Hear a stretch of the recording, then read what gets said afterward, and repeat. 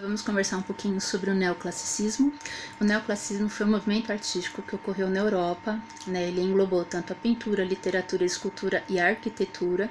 Ele começou por volta ali do ano de 1750, estendeu-se até meados do século XIX, e um dos seus principais objetivos era resgatar os valores estéticos e culturais das civilizações antigas, né? Da antiguidade clássica, Grécia e Roma.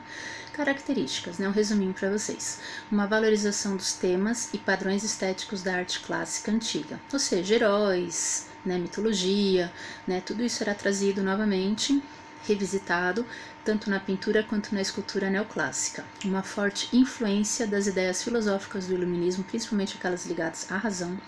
Na pintura, o uso das cores frias e a perspectiva. Lembra lá a perspectiva, renascimento, uma valorização da simplicidade e uma pureza estética, principalmente na pintura, em contraste aos rebuscamentos, dramaticidade e as complexidades do barroco e do rococó. O barroco começou na Europa também, né, com a queda do Renascimento. Aí era uma tentativa da igreja trazer de volta para ela os fiéis, né, que se afastaram devido ali à reforma protestante, Martinho Lutero e tal.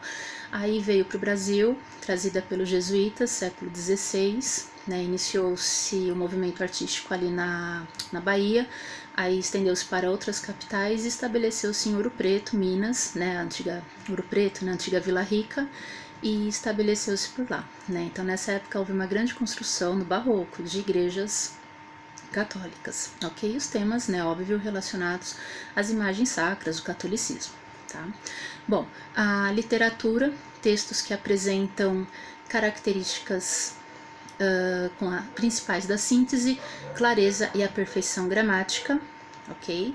E na escultura, uma forte influência das formas clássicas do Renascimento. Ao contrário dos escultores barrocos, que pintavam as suas obras, já os neoclássicos eles optavam em deixá-las com a cor do mármore, ou seja, aquela cor branca natural do mármore, igual, né, os escultores grego-romanos faziam.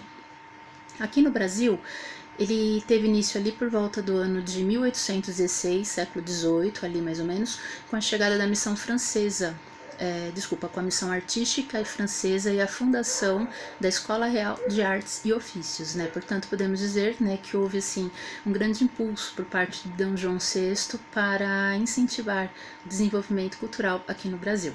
Na literatura destaca-se o arcadismo, por retratar a vida simples, né, do campo e os aspectos da natureza, e na pintura, pintores estrangeiros, como por exemplo Taunay e Debré, né, eles retratavam cenas do cotidiano brasileiro por volta da primeira metade do século XIX, então eram aspectos da natureza, paisagens, muitas paisagens por sinal, que é bem interessante por sinal a gente ter acesso a elas, né, porque temos como ver como que era, né, o início, né, da nossa colonização aqui no Brasil, além de animais típicos e indígenas nas suas obras.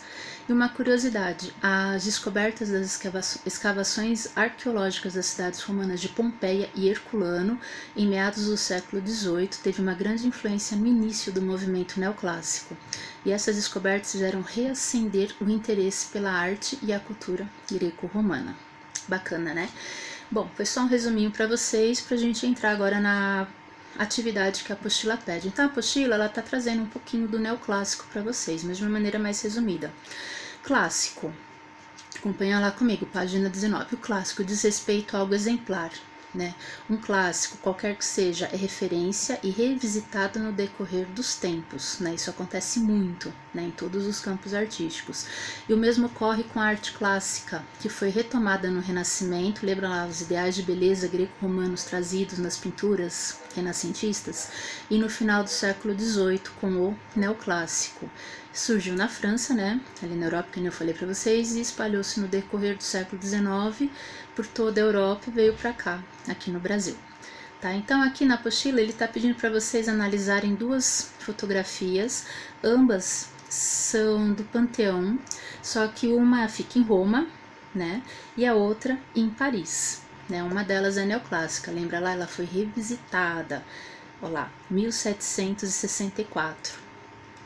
E foi concluída em 1790, então ela foi revisitada, os ideais estéticos, né, as colunas, né, a construção, a arquitetura da clássica romana, ok?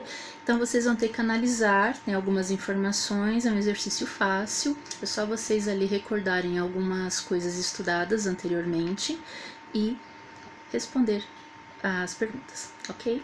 Beijo, até mais!